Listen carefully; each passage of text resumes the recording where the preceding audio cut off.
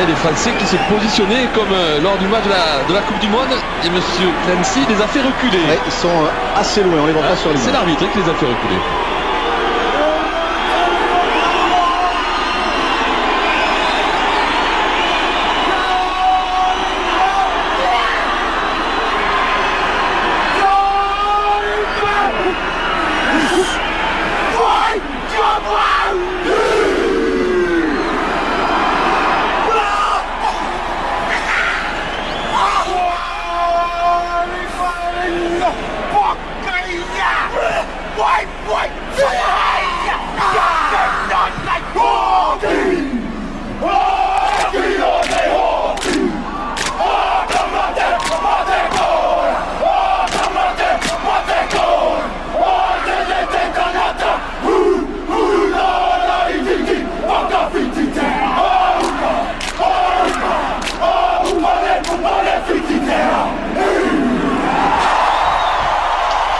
Et le temps est donné avec le visage de Sébastien Chabal. Eric, forcément, ici en plus, en Nouvelle-Zélande, ça fait son effet.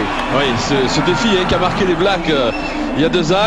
Mais les Français l'ont plus ou moins refait. Ils sont bien restés en ligne en face. Et c'est sûr que ça donne le frisson. Le tempo, le frisson. Et puis ça va donner certainement le tempo avec beaucoup d'engagement dans ce match. On peut en être sûr. Pour ce premier test de la tournée d'été des Français dans l'hémisphère sud. 2 tests face aux All Blacks la semaine prochaine à Wellington. Le deuxième et un test face aux Wallabies australiens dans 15 jours maintenant pour Louis Picamol, Barcella et les Bleus. Oui, il y a un très gros défi à relever aujourd'hui sous le sifflet de Mr. George Clancy, que certains Français connaissent bien. Il est irlandais. C'est lui qui a arbitré la finale du challenge européen entre Northampton et Bourgoin, où il n'avait pas, on va dire, défendu au mieux nos intérêts. Vincent Clerc, son grand retour lui aussi sous le maillot des Bleus.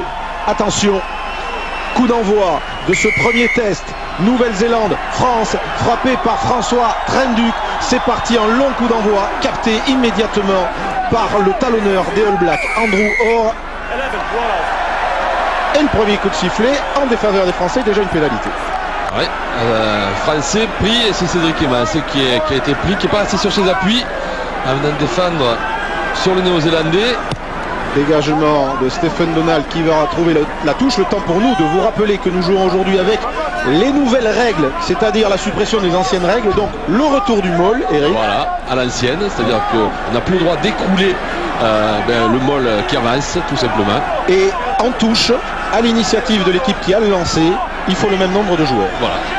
Alors que dans le championnat et dans le Super 14, les équipes pouvaient choisir leur nombre de joueurs. On est revenu à du classique avec une prise de balle de Sorn, le numéro 4 des Blacks. Coup de pied dans la boîte, frappé par Jimmy Cowan, le début de mêlée.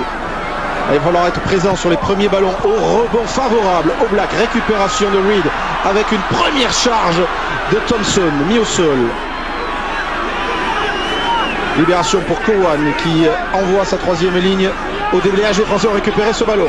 Les Français vont ressortir pour Picamol. Le premier ballon de Dupuis, tape à suivre et fait galoper l'arrière-garde néo-zélandaise et le capitaine Mouliana.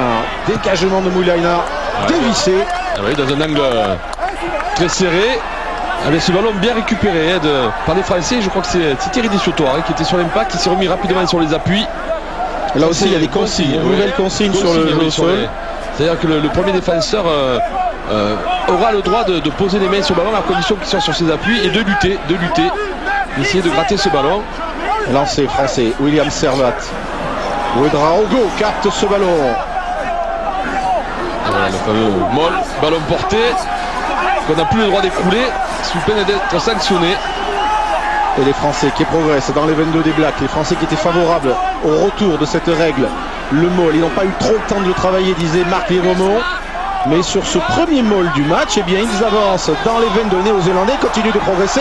Ils se rapprochent de la ligne avant d'être mis au sol. Maintenant, le ballon dans les mains de Marconnet et la première pénalité du match en faveur des Français pour ce maul écrouler justement la nouvelle règle.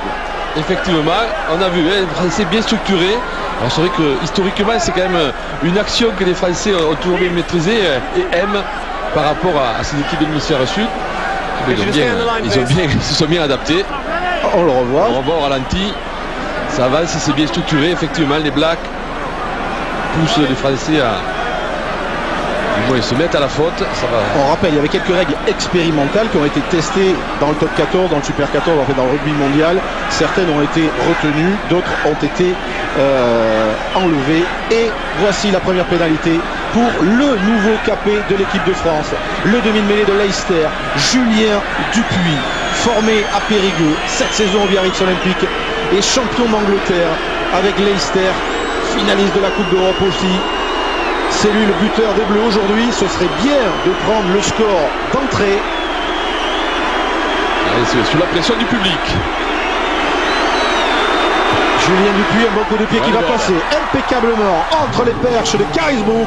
L'équipe de France mène ici à Dunedin 3-0. Ouais, j'ai envie de dire une entame parfaite avec ce premier ballon récupéré sur une attaque des Blacks en grattant.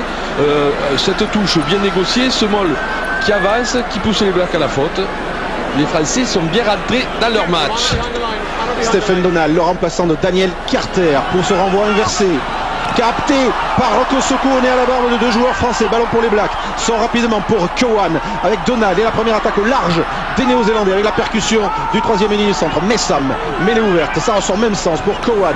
Donald essaye de combiner derrière avec la charge du pilier droit. Tialata, bien mis au sol par la défense française. Relais de Cowan encore avec son talonneur Andrew Orr.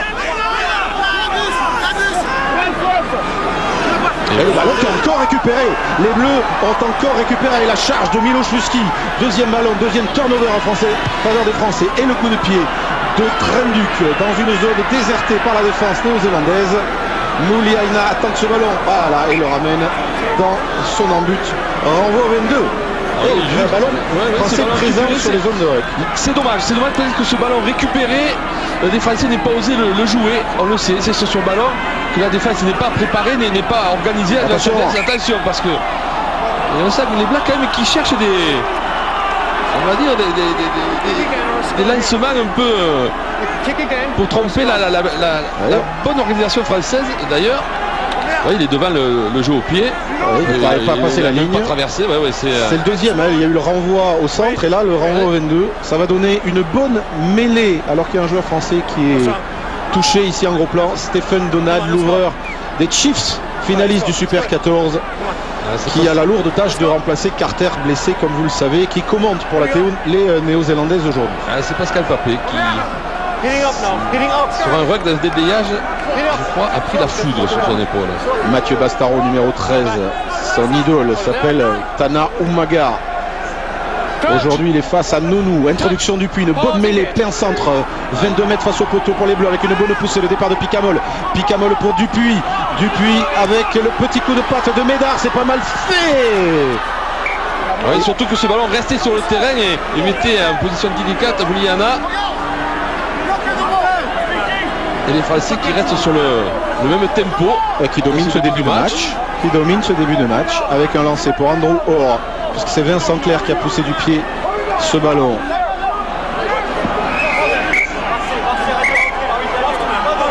Autant vous dire qu'on a beaucoup parlé tout au long de la semaine ici de la revanche de Cardiff, 20-18, l'élimination des Blacks par les Bleus en quart de finale de la Coupe du Monde.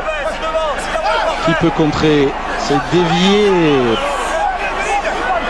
par le double maître de Ross. Cowan va se charger lui-même de dégager son équipe. Petite touche trouvée par le demi-mêlée. Oui, toujours dans les 22 Néo-Zélandais. Donc un bon lancement de jeu pour les Français.